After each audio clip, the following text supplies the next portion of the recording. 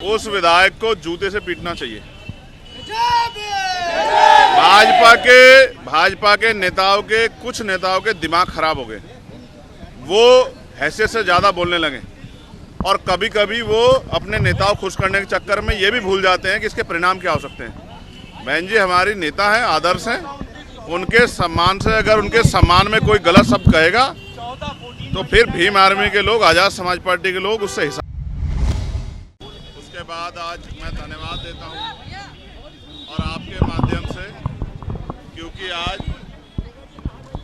मंडल commission के अध्यक्ष DP मंडल जी की जयंती भी है। उन्हीं की जयंती के अवसर पे मामला रामसूर वर्मा जी के, इन दोनों ही महान पुरुषों के जयंती और उनके अवसर पे जो है एक कार्यक्रम हम लोगों ने सामाजिक न्याय सम्मेलन हमने रखा है बांदा में, उसमें मैं शामिल होऊंगा।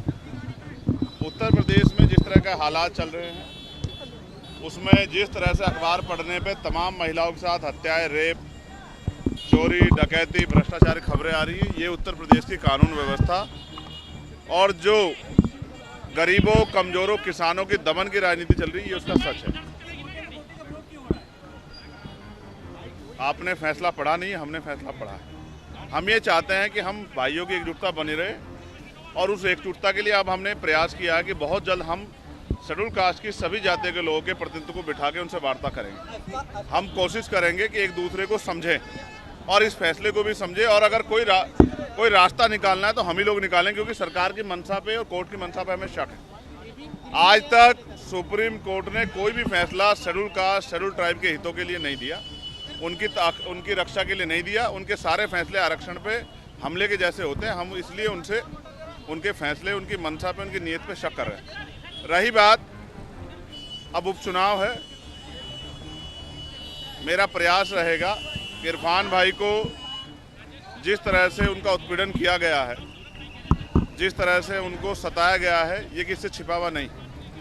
तो मैं कोशिश करूंगा कि आज़ाद समाज पार्टी के जरिए हम लोग उनकी आवाज़ को भी उठाने का काम करें।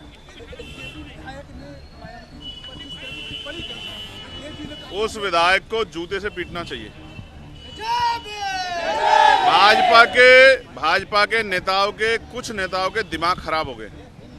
वो हैसियत से ज़्यादा बोलने लगे और कभी कभी वो अपने नेताओं खुश करने के चक्कर में ये भी भूल जाते हैं कि इसके परिणाम क्या हो सकते हैं। बहन जी हमारी नेता है, आदर्श हैं, उनके सम्मान से अगर उनके सम्मान में कोई गलत शब्द कहेगा तो फिर भीम आर्मी के लोग, आज़ाद समाज पार्टी के लोग उससे हिसाब किताब करेंगे। इस बात को मैं उनको सावधान करना चाहता हूँ। नहीं, कोई चुनौती नहीं। आज़ाद समाज पार्टी के लोग मेहनत कर रहे हैं, जनता उनके साथ खड़ी है। यस, उस पर पार्टी अपनी तैयारी कर रही है और पार्टी का स्टेट का जो ऑर्डर होगा हम लोग उसको फॉलो करेंगे।